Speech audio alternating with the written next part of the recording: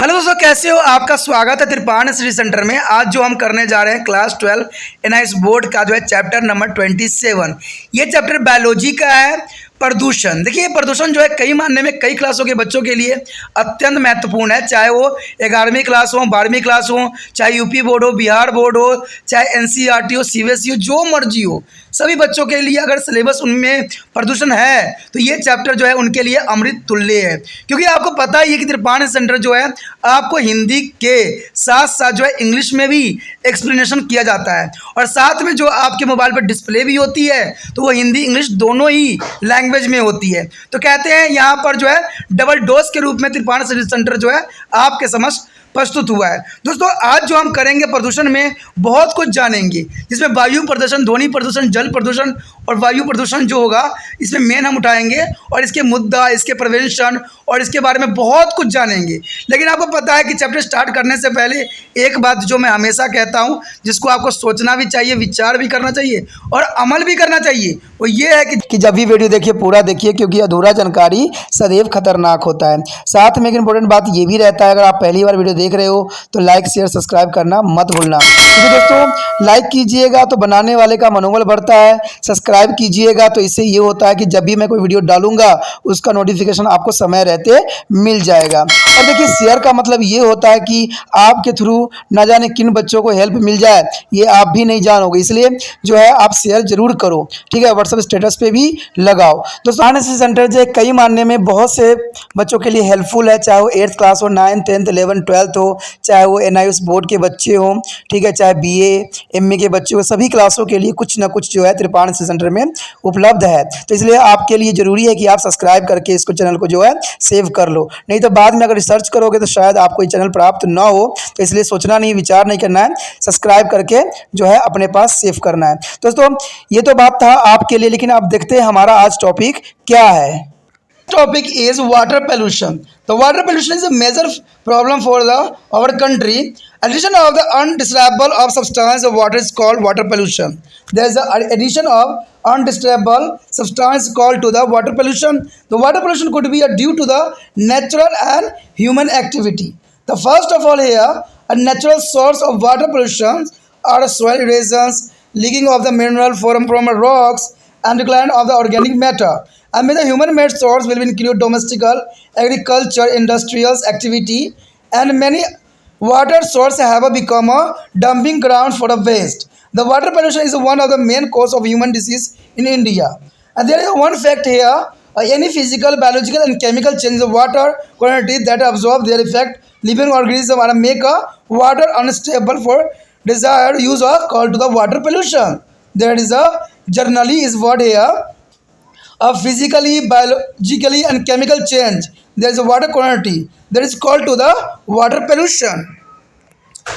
So here is a water pollution source of here. There are two sources of water pollution on the base of origin of the pollutant. There is first is a point source and second is a non-point source. So here is the first of all is a point source. Those source which is a discharge water pollutant directly into the water known as the point source of water pollutions. Oil well is situated near water bodies, factories, power plant and underground coal mine etc. are pointed source of water pollution. There is a called point source. And the next is a non-point source. Those sources which do not have any specific location for discharging pollutants and in the water body are known as a non-pointed source of water pollutions. Runoff from agriculture field, soil and garden, construction of the site, road and the streets are some non-point source of water pollution. There is a non-point water pollution. There is a next is a water pollutants here. The river, lake and sea water may be polluted in many ways. The first is a domestic sewage. There is discharge into river from area located on the bank. And the second is a industrial waste. The flows from to the urban area containing high concentration of oily, heavy metal and detergent. There is the industrial waste.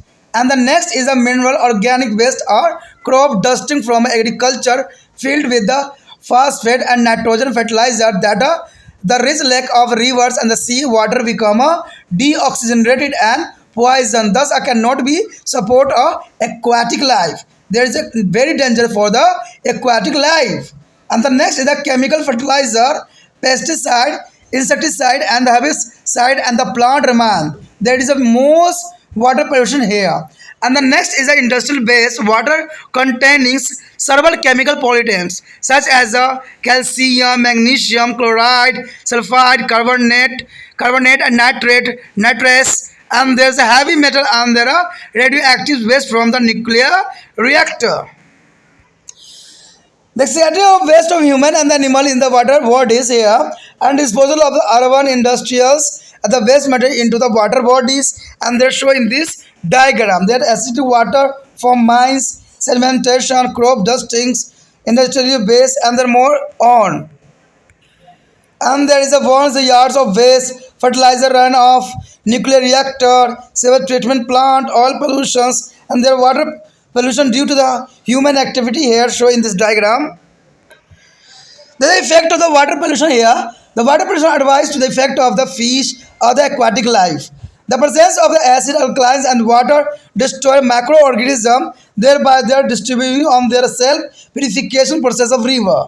That is the most important here. The toxic materials is the water causing serious health harms and the human beings to other animals. There is a very dangerous situations here, and is a polluted water causing a spread of the epidemic. The epidemic disease is mainly a source and there are water, such as a cholera, tuberculosis, jaundice, dysentery, typhoid, and diarrhea is a human beings. There is a common disease is a daily life. There is a cholera, tuberculosis, jaundice, a dysentery, and typhoid, and diarrhea is a human beings. There is a causing. The next is the use of the polluted water from a lake, pond, river, aeration of the agriculture field, damage, crop, server, and decrease in agriculture production. And the use of water contaminated with their salt increases the salinity of the soil.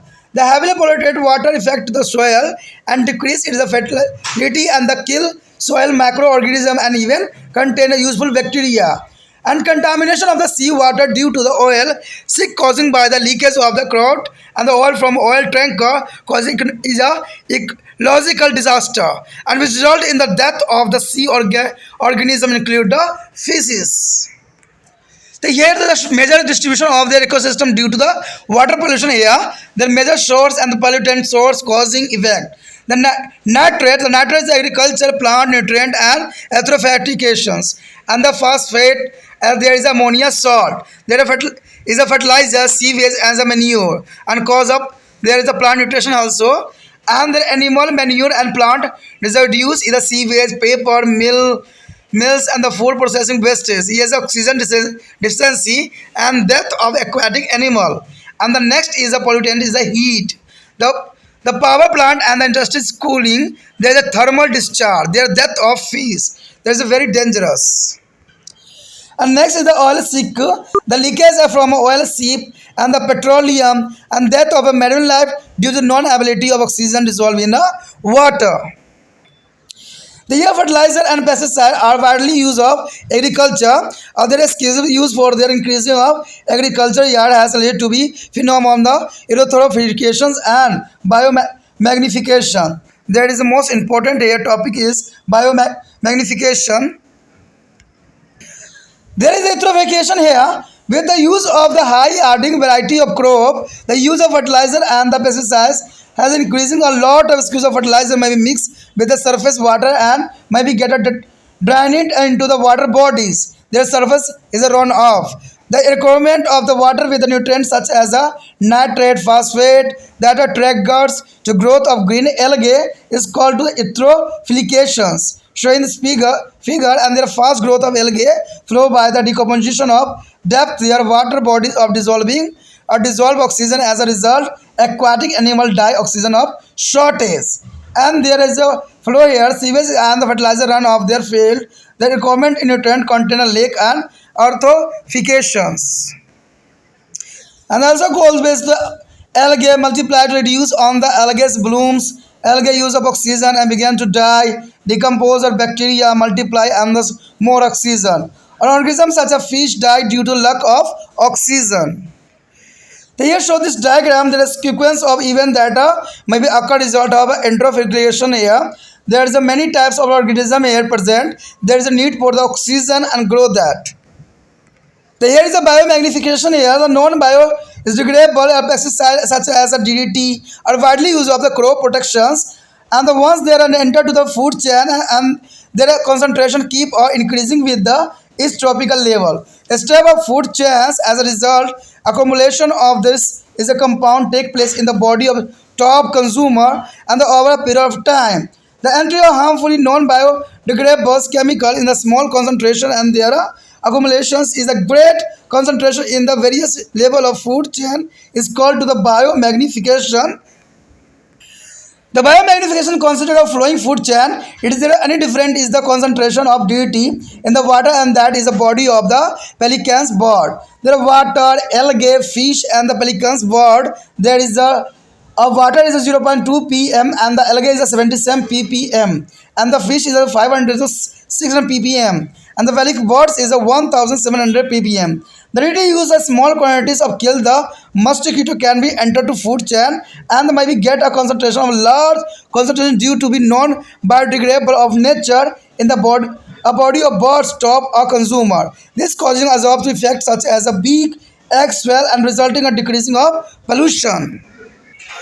So here showing this diagram the how the pesticides affect the food chain.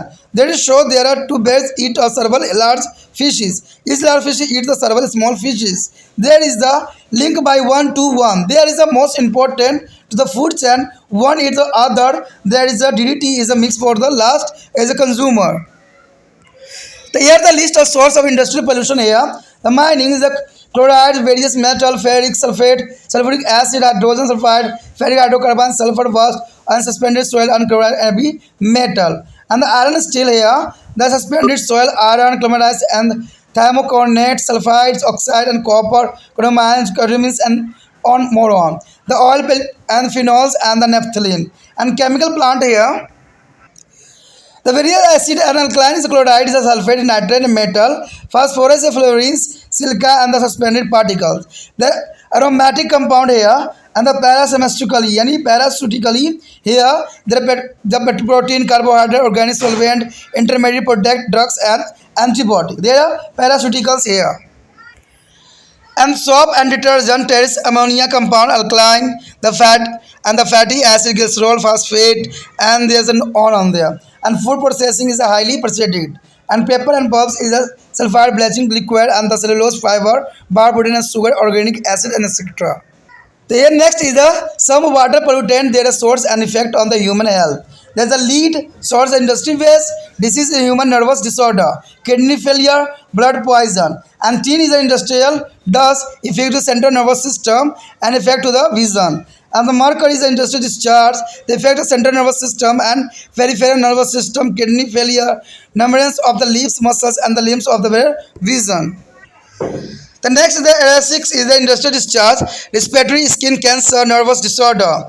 And Nichols cadmiums here is the herbals, industrial dust, and there is a pulmonary disorder and diabetes. And the cadmium, industrial discharge, a kidney disorder. Urban Torres is a radioactive waste. There is a leukemia, skin cancer, and non there.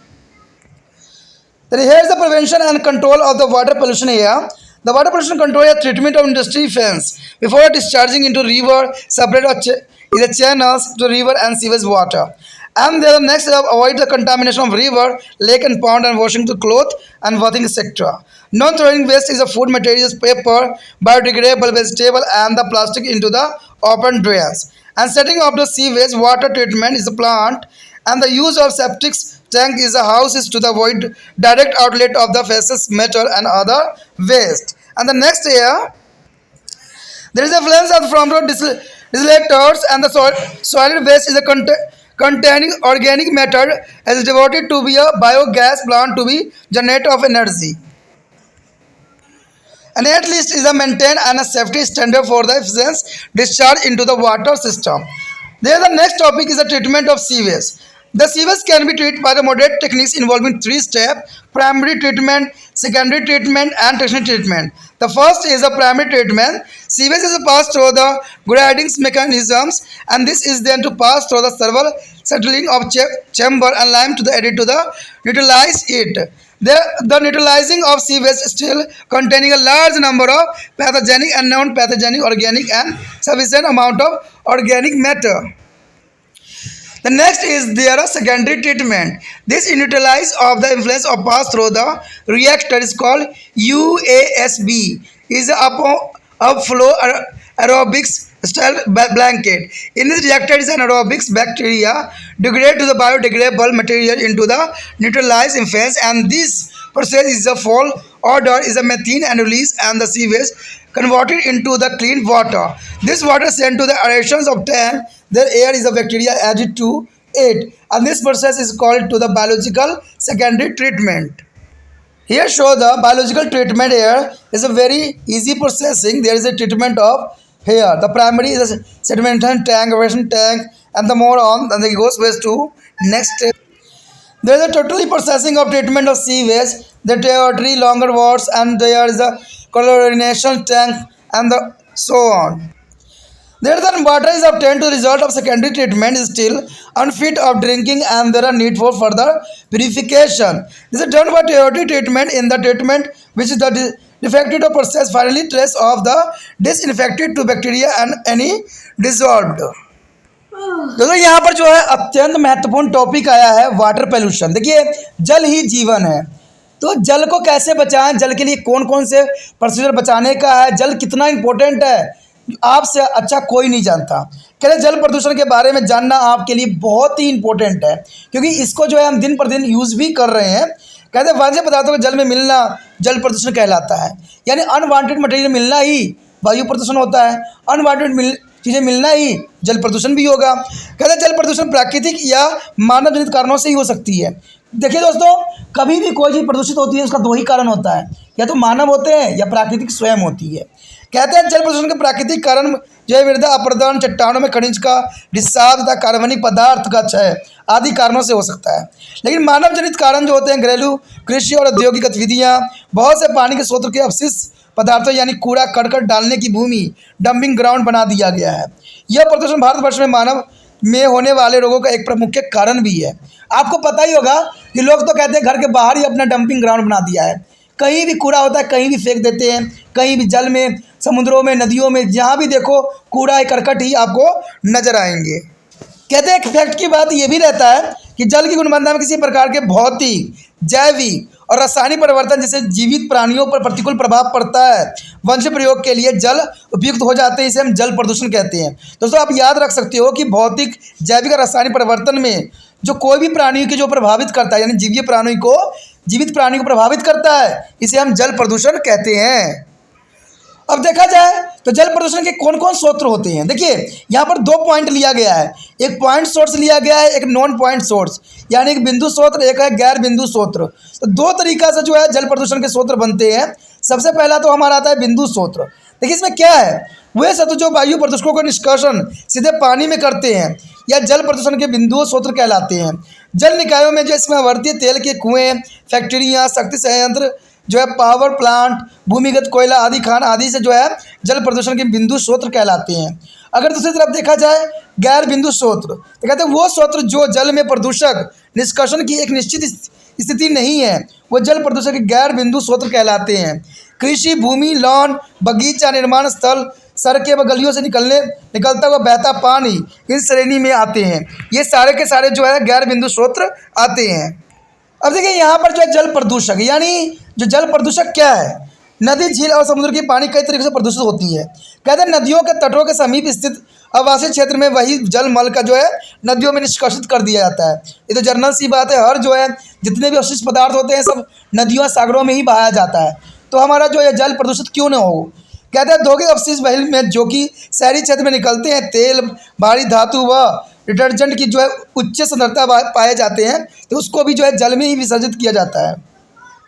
खनिज, जल अवशिष्ट एवं जो है फसल धूल जो कृषि क्षेत्रों में आते हैं, ये सल्फर व नाइट्रोजन उर्वरक बहकर नदी, झीलों और समुद्र में पहुंच जाते हैं, जिसके कारण उनका जो है ऑक्सीजन नष्ट हो जाते हैं और इसकी वजह से क्या होता है, इस प्रकार जो जलीय जीवन पनप रहे होते हैं वो भी नष्ट हो जाते हैं, क्योंकि सारे के सारे जो होते हैं किसी न किसी रूप से जल में ही चले जाते हैं। चाहे आप कहीं भी रखो, कहीं न कहीं रूप में वो जल में ही विसर्जित हो जाएंगे, चाहे वो अंडरग्राउंड वाटर हो चाहे समुद्री वाटर हो। अगर देखा जाए तो रासायनिक उर्वरक, पीड़कनाशी, कीटनाशी, चक्रनाशियों का पादपों से अपशिष्ट द्वारा भी ये ऐसा होता है। कहते हैं उद्योग गंदे पानी में अनेकों रासायनिक प्रदूषक जैसे calcium, magnesium chloride, sulphur, carbonate, nitrate, भारी धातु व नाभिकीय रिएक्टर से निकलने वाले रेडियोधर्मी अपशिष्ट, ये सारे के सारे जो होते हैं जल के प्रदूषण करने के लिए बहुत पर्याप्त है, क्योंकि जल प्रदूषण होने का सबसे बड़ा कारण ये भी होता है, क्योंकि ये सारे चीज़ें जो होती है जल को प्रदूषण करना इनका स्वाभाविक होता है। कहते हैं औद्योगिक गंदे पानी में अनेकों रासायनिक प्रदूषक जैसे calcium, magnesium chloride, sulphur, carbonate, nitrate, भारी धातु और नाभिकीय रिएक्टर से निकलने वाले रेडियोधर्मी अपशिष्ट पाए जाते हैं। कहते हैं जलाशय में मानव व जानवरों से मल मूत्रों को जाने से भी जो है जलाशय प्रदूषित होती है। जो जनरल सी बात है, कहते हैं गाय भैंस सबको अगर जलों में धोओगे और उसी के पानी को पियोगे तो कैसे जल जो है शुद्ध हो सकती है। कहते हैं सारी औद्योगिक अपशिष्ट को जलाशय में निपटाने के कारण भी होती है। हम लोग क्या करते हैं, बड़े बड़े फैक्ट्रियाँ लगाते हैं, फैक्ट्री के जितने भी अपशिष्ट पदार्थ होता है सब नदियों और जो नालों में बहा देते हैं, और ये नदी नाले जो होते हैं आके सागर या बड़े बड़े समुद्र में मिलते हैं या बड़े बड़े नदियों में मिलते हैं, तो वो सारे के सारे करते हैं उनको भी दूषित कर देता है। यहाँ पर आपके समक्ष डायग्राम दिखाया गया है जो प्रदूषण का स्रोत है। देखिए आप सादे खानों से निकलने वाला अम्लीय जल है, फसलों का भूसा है, धूल है, ठीक है, पशु अपशिष्ट है, औद्योगिक अपशिष्ट है, और देखिएगा तो नाभिकीय रिएक्टर भी है, उर्वरक का बहाना, तेल प्रदूषण, वायु मल शोधन संयंत्र, और यानी मानव गतिविधियों के कारण जल प्रदूषण होने का ये सारे के सारे जो है एक स्रोत है। अब देखिए क्या है जल प्रदूषण के प्रभाव। देखिए जल प्रदूषण से मछलियाँ एक अन्य जो है जलीय जीवन के प्रतिकूल प्रभाव पड़ता है। जल में उपस्थित जो है अम्ल क्षार के कण सूक्ष्म जीव नष्ट हो जाते हैं, जिसके कारण नदियों में जो है शुद्धिकरण की प्रक्रिया भंग हो जाती है। जल में भी जो है विषयुक्त पदार्थों की उपस्थिति में मानव व दूसरे जानवरों को जो है स्वास्थ्य पर गंभीर और प्रतिकूल प्रभाव पड़ता है, जिसकी वजह से कई जो है मछलियों की प्रजाति भी खत्म हो चुकी है। प्रदूषित जल से जो है मनुष्यों में महामारियां जैसे हैजा, ट्यूबरकुलोसिस, पीलिया, दस्त, टाइफाइड और डायरिया आदि फैलती है। दोस्तों आप कहीं भी देख लो ना, अभी के समय में ये बीमारी दिन प्रतिदिन बढ़ता ही चला जा रहा है और कोई रोकथाम नहीं है। आप अच्छा खासा जाते हो, डॉक्टर के दवाई के पैसे देके आ जाते हो, लेकिन कारण क्या है, जल है। कहते हैं हर लोग इस पे बात करते हैं, हर लोग अपना मंशा देते हैं कि अगर हम जीतेंगे तो हम पानी की व्यवस्था करेंगे, लेकिन पानी की व्यवस्था अच्छा हुआ ही नहीं। और होगा कहाँ से? क्या वो खुद स्वयं बरसात करेंगे या पानी को बनाएंगे? नहीं हो सकता ऐसा संभव, क्योंकि हमने नदियों को दूषित कर दिया है, समुद्रों को दूषित कर दिया है, यहाँ तक कि हम रेन वर्षा जो होती है, पानी की वर्षा होती है, उसको भी हमने दूषित कर दिया है। तो ये मंत्री लोग जो बड़े बड़े भाषण देते हैं, बड़े बड़े आश्वासन देते हैं, वो शुद्ध जल कहाँ से लाएंगे? सोचिए, विचार कीजिए इस बात पे। ऐसा संभव नहीं हो सकता है। कहते हैं संभव तभी होगा जब आपकी आदत बदलेगी, जब आप बदलोगे। और ये कैसे होगा? जब आप प्राकृतिक से प्यार करोगे, प्राकृतिक के लिए अपना जो है अच्छा योगदान दोगे और प्राकृतिक में जो है पोल्यूशन नहीं फैलाओगे, तब जाके हमें स्वच्छ जल मिलने की चांसेस बनेगा, संभावना आएगी। कोई मंत्री आपके लिए स्वच्छ जल नहीं ला सकते, आपको स्वयं ये कार्य करने की आवश्यकता है। अगर ऐसा नहीं कीजिएगा तो आपको हर साल, हर दिन, आए दिन आपको हैजा, ट्यूबरकुलोसिस, टीबी, पीलिया, दस्त, टाइफाइड, डायरिया आदि के बीमारियों से आप अपने घर के परिवारों को जो है सदैव पाओगे। अगर इसको बचाना है तो अभी जो है समझदारी दिखाना है। कहते हैं कृषि भूमि की सिंचाई के लिए तालाब, नदियां, झीलें से प्राप्त जल प्रदूषण होने पर फसलों की जो है गंभीर क्षति होती है और कृषि उत्पादन घट भी जा रही है। कहते हैं हम नए टेक्नोलॉजी लेके जो है कृषि के उत्पादन में बढ़ोतरी की है, लेकिन जल की अगर गुणवत्ता नहीं रहेगी तो हमारा जो है जितना भी हम टेक्नोलॉजी बनाए हैं सब धरा का धरा रह जाएगा।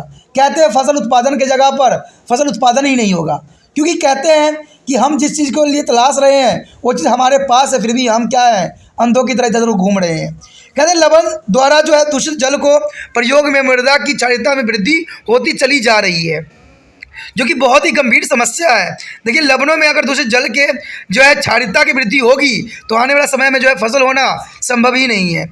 औद्योगिक प्रदूषित जल का प्रयोग मृदा को प्रतिकूल ढंग से प्रभावित करती है। अगर मृदा की जो उर्वरकता कम हो जाती है, वह मृदा में विद्यमान सूक्ष्म जीवाणु और लाभदायक जीवाणु भी नष्ट हो जाते हैं। क्योंकि हम आए दिन जो है जीवाणुनाशक का प्रयोग करते हैं, खाद उर्वरकों का इस्तेमाल करते हैं, तो आपको क्या लगता है इससे आपका फसल अधिक हो रहा है, लेकिन आपको ये बात का समझ नहीं है कि उसमें बहुत से जो इंपॉर्टेंट तत्व हैं वो भी इसकी वजह से नष्ट हो रहे हैं। कहते हैं तेल टंकों से कच्चे तेल के रिसाव के कारण समुद्री जल दूषित हो जाती है और पानी तंत्र की आपदा आ जाती है, जिसके फलस्वरूप मछलियाँ सहित समुद्र के जीव कई मर जाते हैं। क्योंकि आज दिन जो है ट्रैवल करके यहाँ से वहाँ जो है पेट्रोल डीजल पहुँचाई जा रही है और कई बार तो रिसाव भी हो जाती है, जिसकी वजह से कहते हैं समुद्र का जीव जो होता है, कई जीव जो है अपना प्राण त्याग चुके हैं। तो यहाँ पर जो जल प्रदूषण के कारण और पानी तंत्र में होने वाले कई जो है बड़ी कठिनाइयों का जो है यहाँ वर्णन किया गया है। अगर देखा जाए तो नाइट्रेट, फास्फोरस, अमोनिया, लवण जो कृषि उर्वरक और वहित मल द्वारा होती है, और कारण क्या होता है, पादप पोषण, और ये प्रभाव क्या पड़ता है, सुपोषण के ऊपर, यूट्रोफिकेशन के ऊपर पड़ता है। अगर देखा जाए अमोनिया, लवण तो ये खाद होता है, ठीक है। अगर जल खाद और पादप अवयव को देखें तो वहित मल और कागज से मिले खाद्य प्रयोजन पदार्थ है, जिससे ऑक्सीजन की कमी होती है और जलीय जीवन की मृत्यु हो जाती है। उसके बाद उष्मा है, शक्ति संयंत्र, औद्योगिक शीतलन है, ये तापीय निस्तारण है, यानी मछली की मृत्यु इसके कारण ये होती है। उसका तेलीय परत है, जो तेलीवाही समुद्री जहाज़ों में रिसाव के कारण होता है। इसमें पेट्रोलियम भी आती है, कारण पेट्रोलियम बनता है और ये पानी में घुल जाती है और ऑक्सीजन को जो है नष्ट कर देती है, जिसकी वजह से समुद्र में रहने वाले जीव जंतु मर जाते हैं। उसके पश्चात देखा जाए तो उर्वरक और कीटनाशक की कृषि में व्यापक पैमानों पर उपयोग किया जाता है। कहते हैं कृषि उत्पादनों का जो बढ़ने के लिए उनके अत्यधिक प्रयोग से सुपोषण यानी एंट्रोफिकेशंस और जैव अवर्धन, बायोमैग्निफिकेशन जैसे घटनाएं घटित होती चली जा रही है। यहाँ पर आता है दोस्तों हमारा यूट्रोफिकेशन। देखिए यूट्रोफिकेशन होती क्या है, कहते हैं अधिक उत्पादन देने वाले किस्मों के प्रयोग के साथ उर्वरक व कीटनाशक प्रयोग में अत्यधिक वृद्धि हुई है। आवश्यकता से अधिक उर्वरक जो है सतत जल के साथ बहकर जलाशय तक पहुंच जाते हैं। अगर मान लीजिए अधिक से अधिक आप खादों का उपयोग करेंगे तो इससे क्या होगा, वो जलों में पहुंच जाएगा और जल के नाइट्रेट और फास्फोरस आदि पोषक तत्वों द्वारा समृद्ध हो जाने से जो है हरित शैवाल यानी ग्रीन एल्गे की वृद्धि त्वरित गति से होने लगेगी। ऐसे सुपोषण और जो यूट्रोफिकेशन कहते हैं, यानी यही जो है ग्रीन एल्गे की बढ़ोतरी ही यूट्रोफिकेशन कहलाता है। और इस शैवाल की तेज गति से वृद्धि के पश्चात अपघटन की प्रक्रिया में जलाशय में घुली ऑक्सीजन की मात्रा कम हो जाएगी, क्योंकि जितनी इसकी वृद्धि होगी उतना ही ऑक्सीजन की मात्रा कम होगी, जिसके परिणाम स्वरूप जलीय जीवन की ऑक्सीजन के अभाव में मृत्यु हो जाएंगे। तो कहते हैं सुपोषण जो है बहुत ही खतरनाक माना जा सकता है। अगर इसी बात को अगर हम फ्लो चार्ट में देखें तो वहित मल और खेतों में उर्वरक के बहाव, उसके बाद ये चला जाता है झील में पोषक तत्वों की समृद्धि यानी यूटिफिकेशंस, और इसमें शैवाल बहुगुणित वृद्धि, शैवाल फ्यूटेनग्लेगोज ब्लूम्स, उसके बाद शैवाल द्वारा ऑक्सीजन का उपयोग व उनके बाद क्षय मृत्यु होना, उसके बाद अपघटकों की वृद्धि और ऑक्सीजन की उपयोग, उसके पश्चात जीव जैसे मछलियाँ ऑक्सीजन की कमी के कारण मरने लग जाते हैं। तो ये फ्लो चार्ट बहुत कुछ बता रहा है, जिसको आपको समझाने की अधिक जरूरत नहीं है, क्योंकि आपको पता है कि जो भी रिजल्ट होगा उसमें जो है जलीय जीवन को सदैव हानि ही होगी। देखिए यहाँ पर एक डायग्राम में दिखाया गया है जिसमें नाइट्रेट और फास्फोरस की अधिक मात्रा यहाँ पर दिखाया गया है और अधिक मात्रा मौजूद पदार्थों को खाने के लिए सूक्ष्म जीवों की नहीं है, और यहाँ ऑक्सीजन है, इसी कारण सूक्ष्म जो है पौधे मर जाते हैं। तो देखिए कई कारण जो है कहते हैं ना, जो भी हम गलतियां करेंगे इसका जो है हर क्षेत्र में हर जगह प्रभाव पड़ेगा, इसलिए हमें हर चीज़ जो है सोच समझ के करने की आवश्यकता है, क्योंकि हम मनुष्य जो है आज हर चीज़ में आगे हैं। कहते हैं जीव जंतु तो जो है बहुत ही मासूम होते हैं, उनका क्या कसूर होता है, फिर भी हम इंसान जो है जिसके पास बुद्धि ज्ञान सब कुछ भरा पड़ा है, हम क्या करते हैं दूसरे जीवों को नस तहस नहस कर रहे हैं। क्यों कर रहे हैं? चंद पैसों के चक्कर में। तो ये ऐसा करना संभव नहीं होना चाहिए, नहीं तो ये जीव जंतु आने वाला समय में हमें दिखेंगे भी नहीं। उसके पश्चात हमारे समक्ष जैव अवर्धन। देखिए बायो मैग्निफिकेशन क्या होती है, कहते हैं अजैवनीकरणीय यानी पीड़कनाशी जैसे कि डीडीटी का फसल संरक्षण के लिए व्यापक पैमानों पर प्रयोग किया जा रहा है। ये तो आपको भी पता है कि डीडीटी जो है खुलेआम और धराधर उपयोग किए जाने वाले पदार्थ में से अब आ चुका है। कहते हैं एक बार अगर खाद्य श्रृंखला में प्रवेश के पश्चात इनका सांद्रता प्रत्येक पोषण स्तर के साथ बढ़ता ही चला जाता है। तो ये बहुत खतरनाक बात है, जिसके परिणाम स्वरूप शिक्षण भोक्ताओं के शरीर में एक समय अवधि के अंदर इस यौगिक का संचलन हो जाता है। हानिकारक जो है जैव निम्नीकरण रसायन का कम सांद्रता में प्रवेश और खाद्य श्रृंखला के विभिन्न स्तरों में और अधिक मात्रा में संचलन जैव आवर्धन कहलाता है। देखिए जो है नेक्स्ट कहते हैं कि जो डीडीटी होती है वो जो है एक जीव अगर खा रहा है फिर वही जीव दूसरे जीव को खा रहा है, तो जो अंतिम खाएगा उसमें डीडीटी की मात्रा अधिक हो जाती है, यानी कमता नहीं है, बढ़ता ही रहता है। और जो लास्ट में जाएगा तो वो बहुत ही खतरनाक और उसकी मृत्यु होना संभव हो जाएगा। यानी इसी श्रृंखला यानी खाद में प्रवेश करने की विभिन्न सत्रों को ही हम जैव आवर्धन कहते हैं, यानी इसी को हम बायोमैग्निफिकेशन कहते हैं। अब देखिए इसी बात को जो है यहाँ पर एक श्रृंखला के रूप में दिखाया गया है। आप निम्न खाद्य श्रृंखला के विषय विचार करें। क्या पानी के पेल्किन चिड़िया के शरीर के डीडीटी के संदर्भ में अंतर देखिए, पानी में जो है 0.2 ppm है, लेकिन शैवाल में कितना हो गया 77 ppm हो गया। और अगर मछली और खा गया तो उसमें क्या हो गया 500-600 pm चला गया, और पैकिन चिड़िया गया तो 1700 pm हो गया। देखिए ये जो है आहार श्रृंखला में बढ़ता ही जा रहा है डीडीटी की मात्रा, तो आप समझ सकते हो कि अंतिम चरण में कितना अधिक बढ़ गया है, तो ये कितना घातक सिद्ध होगा। कहते हैं पढ़े लिखे बच्चे ही, पढ़े लिखे व्यक्ति इस बात को समझ सकते हैं। ठीक है, कहते हैं मच्छरों के मरने के लिए प्रयुक्त की गई डीडीटी की अल्प मात्रा खाद्य श्रृंखला में प्रवेश पा सकती है, और इसी संदर्भ इसकी जो है जैव निम्नीकरण प्रक्रिया के कारण सशस्त्र भोक्ता में काफ़ी अधिक हो सकती है। इसके प्रतिकूल प्रभाव के कारण जो है अंडे में कवच कमजोर होने जाने से जनसंख्या में हर्ष हो जाता है। आपको पता ही है, आपने फिल्म भी कई देखे होंगे, उसमें बताया भी जाता है कि जो पक्षियों के अंडे हैं वो बिल्कुल सॉफ्ट हो गए हैं, उनमें फर्टिलाइजेशन की क्षमता खत्म होती जा रही है। तो मैंने कहा ना इसका प्रभाव बहुत ही खतरनाक पड़ेगा, बहुत ही भयंकर पड़ेगा, क्योंकि ये सारे जो है जनसंख्या कमज़ोर करेंगे और अंडे कवच जो है वो कमज़ोर होते चले जाएंगे, और आने वाला समय में हमें कोई भी जीव जंतु देखने को नहीं मिलेगा। जब जीव जंतु हमें नहीं दिखेंगे तो हम कहाँ से दिखेंगे। तो यहाँ पर एक डायग्राम भी दिखाया गया जिसमें आप समझ सकते हो कि एक जीव दूसरे जीव को खा रहा है, फिर उसमें जा रहा है और इसमें जा रहा है, लास्ट में जो है सरस के रूप में गया। तो देखिए कितना जो है इसका प्रभाव आपको देखने को मिल जाएगा। तो ये बहुत काफ़ी खतरनाक है। ठीक है, डीडीटी का इस्तेमाल करना कई मानने में जो है जीवन की हत्या करने के समान है।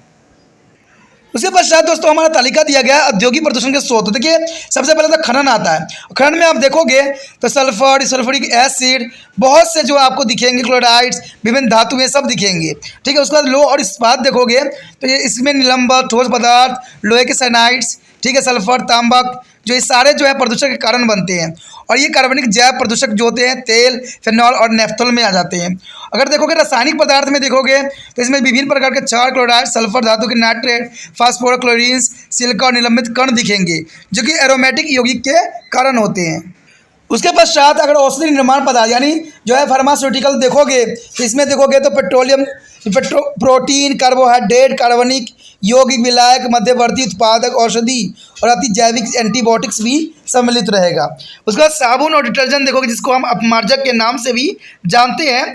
ये देते हैं अमोनिया सल्फेट क्षार होती है, भाषा अम्लीय और जो है अम्बर, ग्लिसरॉल, फास्फोर और जो हाइड्रोकार्बन के लिए संग्रहित करती है। खाद्य प्रसंस्करण में देखोगे तो अत्यधिक सड़ने वाली, आसानी से सड़ जाने वाले जैविक पदार्थ आपको नजर आएंगे।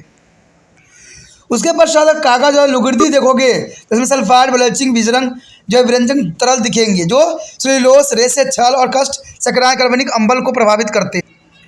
उसके पश्चात है कुछ जल प्रदूषक स्रोत तथा मानव स्वास्थ्य पर उसका प्रभाव। देखिए सबसे पहले लेड आता है, शीशा, ये औद्योगिक अपशिष्ट है। इसका जो है तंत्रिका, गुर्दे और विकार, खराब होना और रक्त सतह में काफ़ी प्रॉब्लम आती है। उसका टीन अगर देखो, टीन का स्रोत जो होता है औद्योगिक धूल, कहते हैं केंद्रीय तंत्रिका यानी CNS यानी सेंट्रल नर्वस सिस्टम को काफ़ी प्रभावित करता है और दृष्टि को भी काफ़ी प्रभावित करता है। कई बार तो दृष्टि जो है नेत्र भी चली जाती है। उसके बाद पारा है, पारा औद्योगिक विसर्जन के कारण उत्पन्न होती है और इसका क्या प्रभाव पड़ता है, केंद्रीय तंत्रिका तंत्र और परितंत्रिका तंत्र को, और गुर्दा खराब हो जाता है, होठों, पेशियाँ, टांगों और सूजन पड़ जाती है और धूली दृष्टि भी होने लग जाती है। उसके पश्चात है आर्सेनिक। देखिए औद्योगिक विसर्जन है, इसमें श्वसन, त्वचा कैंसर और तंत्रिका विकार उत्पन्न हो जाता है। उसके बाद है निकिल। देखिए ये जो है एरोसोल्स, औद्योगिक धूल होती है जो कि फुफ्फुस विकार और त्वचा शोध के जो है काफ़ी प्रभावित करती है। उसके बाद कैडमियल्स होती है जो औद्योगिक विसर्जन यानी गुर्दे खराब होना, फुफ्फुसी और कंकाल रोग उत्पन्न होती है। देखिए इसमें यूरेनियम, थोरियम और सीजियंस जो होती है रेडियोधर्मी अपशिष्ट होती है, जिसकी वजह से त्वचा कैंसर हो सकती है और त्वचा कैंसर होने का सबसे बड़ा कारण भी यही बनती है। तो यहाँ पर जो है जल प्रदूषण के रोकथाम का नियंत्रण, देखिए ये काफ़ी मायने इंपॉर्टेंट है। कहते हैं नदियों में विसर्जित और पहले औद्योगिक वहीवल का उपचार करने के बाद ही नदी और वशिष्ठ मल को जो है पृथक चरण बनाकर किया जा सकता है। नदी, झील और तालाबों के पानी को जो है कपड़े धोकर, नहाने आदि से प्रदूषण न होने देकर भी किया जा सकता है। जो अगर हम समझदार बन जाएंगे तो जो है जल प्रदूषण होना संभव नहीं होगा। कहते हैं खुली नलियों में खाद्य पदार्थ के अवशिष्ट, कागज, जैव निम्नीकरण, वनस्पति, साग सब्जी और प्लास्टिक न डालकर भी हम इसको कई मायने में रोक सकते हैं। वैध मल उपचार संदर्भों को स्थापित करके भी कर सकते हैं। घरों में जो है सेंट्रिक टैंक ज्योति का निर्माण करके मल एवं अन्य विसर्जित को सीधे बाहर न निकलने से रोक सकते हैं। आश्वनीय अपशिष्ट वहीकल के ठोस अपशिष्ट जिसमें कार्बनिक पदार्थ आते हैं को बायो गैस संयंत्रों में प्रयोग करके विद्युत उत्पादन किया जा सकता है।